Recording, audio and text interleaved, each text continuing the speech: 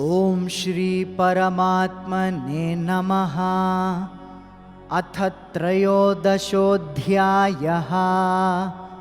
क्षेत्रक्षेत्रज्ञविभागयोगः।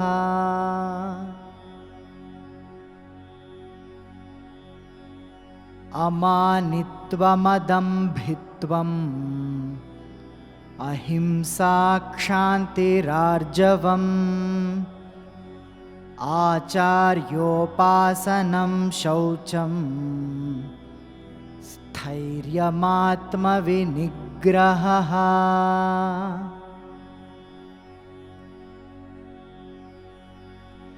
इन्द्रियार्थेषु वैराग्यम् अनहङ्कार एव च जन्म मृत्युजरा व्याधि दुःखदोषानुदर्शनम्।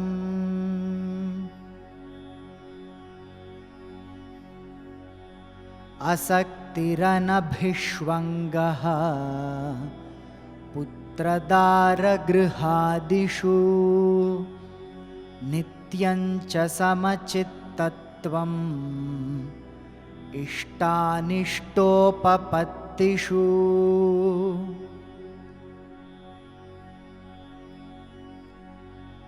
मयि चानन्ययोगेन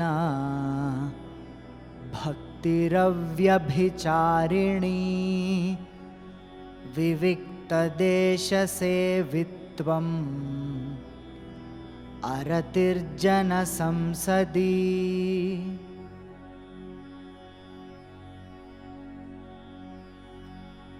अध्यात्मज्ञाननित्यत्वम् तत्त्वज्ञानार्थदर्शनम् एतज्ज्ञानमिति प्रोक्तम् अज्ञानं यदतोऽन्यथा।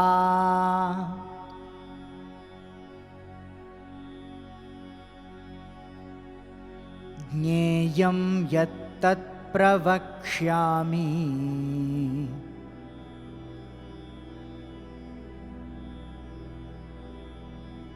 यज्ञात्वामृतमश्नुते।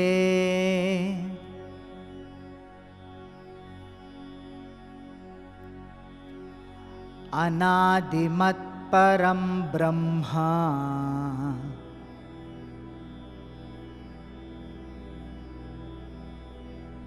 न सत्तन्नासदुच्यते।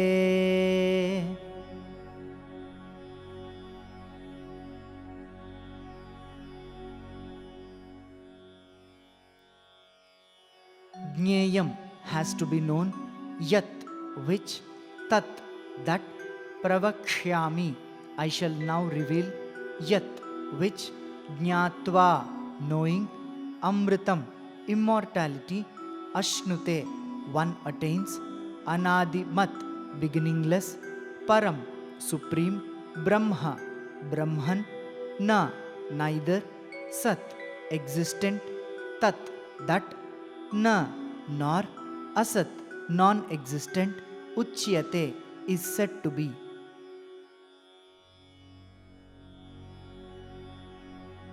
सर्वतः पाणिपादं तत्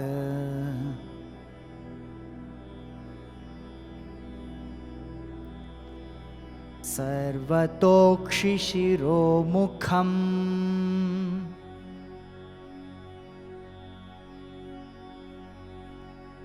सर्वतः श्रुतिमल्लोके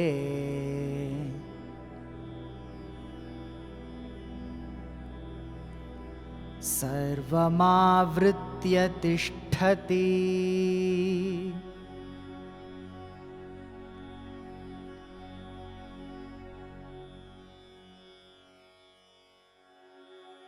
सर्वतः everywhere, पाणि hands, पादम feet, tat that, सर्वतः everywhere, akshi eyes, shirah heads, mukham faces or mouths, sarvatah everywhere, shrutimat with ears, loke in the worlds or the universe, sarvam, everything, avritya, pervading, tishtati, exists.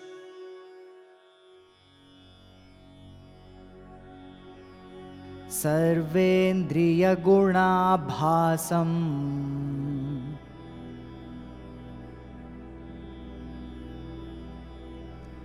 सर्वेन्द्रियविवर्जितम्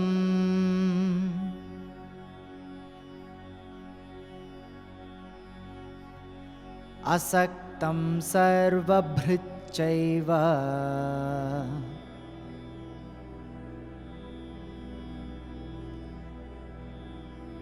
निर्गुणं गुणभोक्तृ च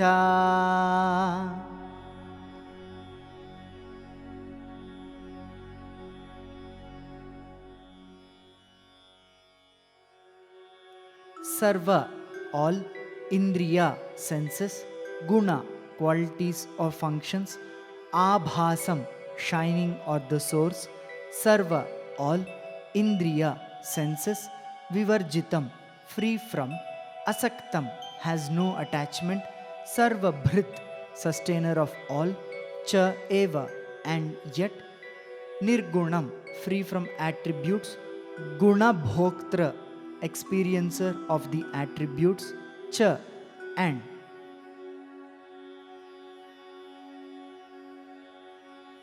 The Supreme Brahman is the ultimate truth, knowing which nothing else needs to be known, and one attains immortality.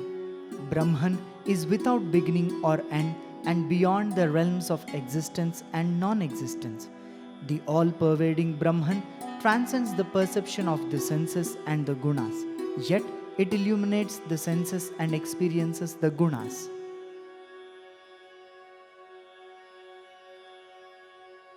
I shall now reveal to you that which has to be known, and by knowing which one attains immortality.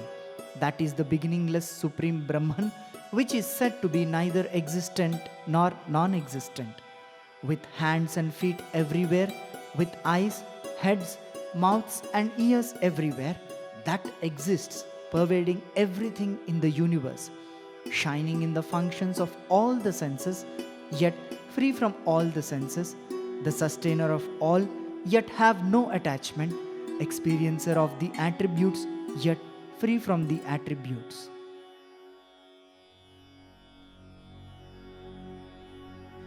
Jneyam yattat pravakshami yajñātvāmritamashnuते anādimat param brahma na sattanna saduchyate.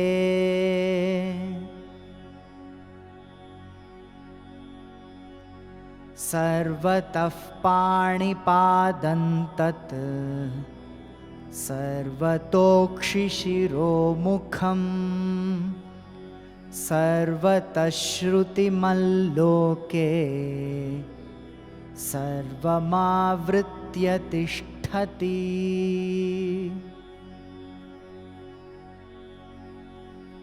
Sarvendriya-gunābhāsam sarvendriya-vivarjitam asaktam sarvabhritchaiva nirgunam gunabhoktru ca.